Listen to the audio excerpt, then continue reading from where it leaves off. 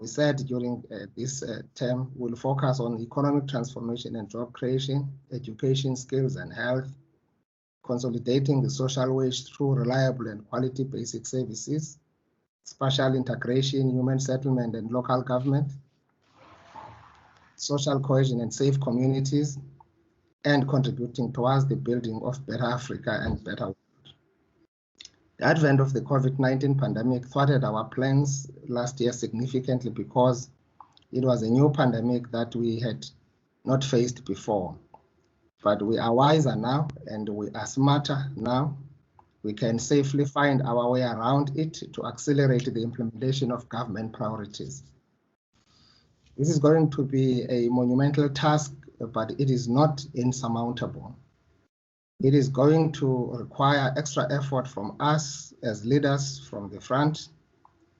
We have twice the amount of work we are supposed to do to make up for the lost time. This means more hours of work and less hours of sleep for all of us as leaders.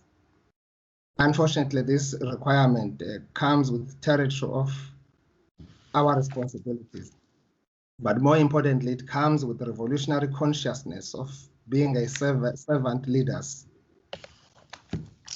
Time for pushing people to do their work, colleagues, is over. We only have 3 years to the next general elections, and we can consider half of last year as wasted. Therefore, we can't be wheelbarrows, colleagues. The challenge faced by our province and her people are way too many for us to have lax attitudes in leadership echelons. What I've realized is that in this province we have been economical with truth, so to speak, at times, by always complaining about scarce financial resources to justify our failure to do our work, when in actual fact our challenges are related to poor leadership and incapacity to lead in many a times. I like the stark reminder of a Minister of Finance, Comrade Tito Mboweni, about us as a province, our attitude generally. We always ask more when we cannot spend what we have. And if we spend it, there will always be an issue that follows that. I think the general issue of the reputational damage and the trust deficit. So we've got a lot of work, comrades, to really inculcate a new culture and really make sure that we focus on work at hand, and all of us. Of course, we do have challenges, colleagues. It's an open secret with our local space, and I've just shared another brief views from someone who sent them this morning, an entrepreneur who's busy developing some interesting initiatives around the province, Mr. President. Whilst we were complaining about the COVID-19 construction, another gentleman here in our province has worked on the franchise, the Ultra Shell, Ultra City around Butterworth, the more than 40 million project, which was delivered within 5 months. And we are told that it is unprecedented internationally. And Shell was saying that from Philippines, that they've never delivered a project of that nature. And the gentleman was actually project manager himself. So it tells you that you've got a lot of people around here who are focused, who are really business minded, who just need a conducive environment from us as leadership of government to make things happen. That product is being actually opened as we speak this week, if I'm not mistaken, tomorrow. It has created a lot of jobs. About 150 jobs have been created there, with all the other the franchise included into that space in rural areas, your debonaires and other interesting things.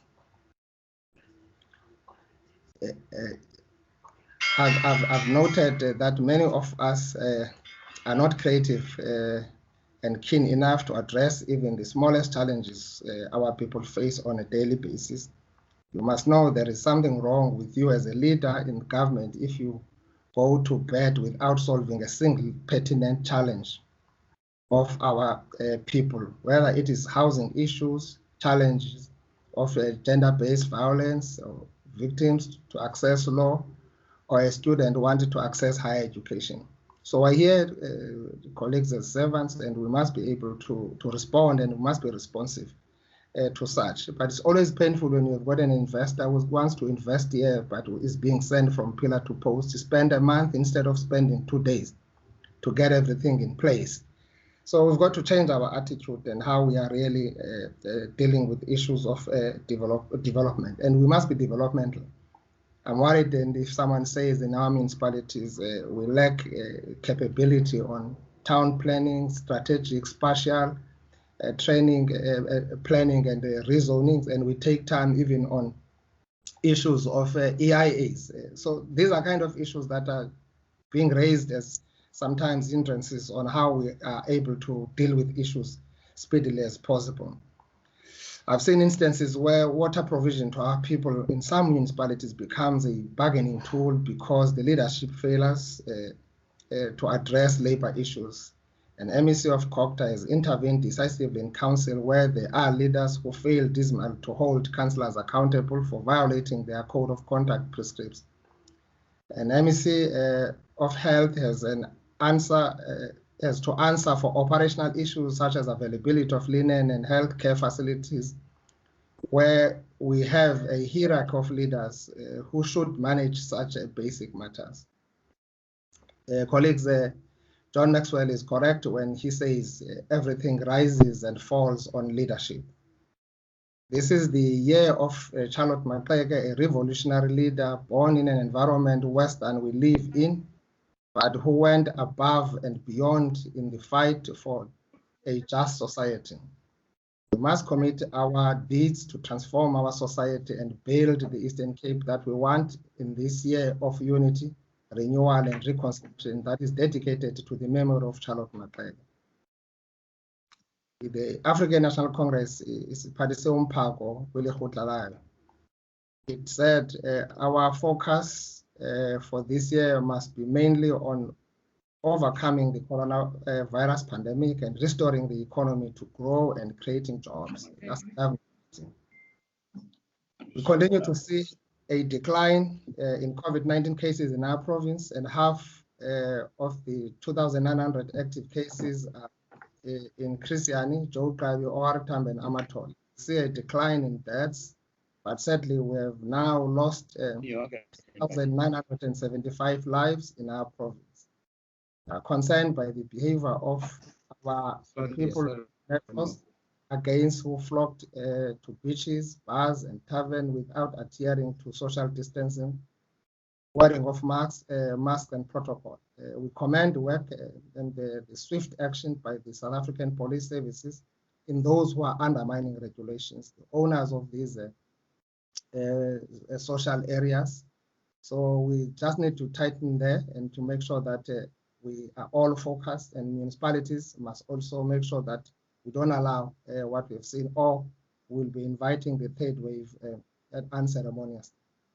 This is something we will monitor closely and address through heightened law enforcement. We welcome the transparency from the National Health Team, who were very quick to inform the nation about challenges with the current AstraZeneca vaccine. That act is in line with our intention to administer a safe and high-quality vaccine to our people. The governing party Lekgotla has also said that we must strengthen coordination of key infrastructure projects. It said our eyes must be fixed squarely on the implementation of Mzimvubu project, Wild Coast, N2 Wild Coast project, biofuel project, LNG gas project, broadband project, Bishop Precinct project, the revival of industrial parks, the establishment of the Wild Coast Special Economic Zone, of course, as well as our Mtombo project. If it can work elsewhere, we have been ready with that project. We should be able to go back to it and look at all possible ways to get it back on track. It directed us to build the cooperative sector and SMME sector to ensure that the rural development and the work of building resilient and sustainable rural township economies forms part of the key pillars of our economic reconstruction and recovery strategy. It instructed us to ensure that more work is done to mainstream designated groups in the economy. This includes the work of introducing enabling legislation and implementation of existing preferential policies and set-asides. It said we must be firm in supporting survivors of gender-based violence and advocate for harsh punishment for those found guilty of GBV and femicide. It said to build the Eastern Cape we must have a capable, ethical, and a developmental government that is intolerant of corruption. It emphasized the need for the provincial government to strengthen and support capacity building and intervention in distressed municipalities. It also asserted that we must utilize social compacts with the key stakeholders such as traditional leaders, business leaders, labor and civil society to address our common challenges. I thought I must refresh our memories, colleagues, with these outlines. Our collective over the 2 days of this Lekgotla is to ensure that we are able to take this forward. We welcome you to our EXCO Lekgotla for 2021-2022 financial year. Welcome, President. To be specific, President, we also invited our House of Traditional Leaders in our Lekgotla for the first time. We also have COGTA. We have our municipalities, all mayors, executive mayors, and mayors across our province. We've also invited our development agencies that are linked to our district municipalities. And we believe that this is time that we all focus on the district development model and make it work. And by strengthening our district municipalities to be able to really drive and coordinate all of us at that level. We look forward to your valuable solution-driven inputs as delegates to this, and I hope President is also going to inspire us more with his input and remain behind continuing to find the panacea to the issues. And we believe this is time that we must work very hard to turn around the situation and improve the socio-economic outlook of our province. If you talk about the reconstruction and recovery plan, economic reconstruction and recovery plan, you should be talking about Eastern Cape, because this is where you've got a huge social infrastructure backlog. So if you talk about infrastructure rollout, you talk about us, you talk about roads that we have, even those that we had are all damaged because of rains, summer rains that we had experienced this particular season. So we must actually up the game, and we must be ready for the challenge. President has outlined it nationally, so we must just simply plug into that and make sure that our programs here neatly dovetails to the national the plans that have been unveiled to all of us in the country.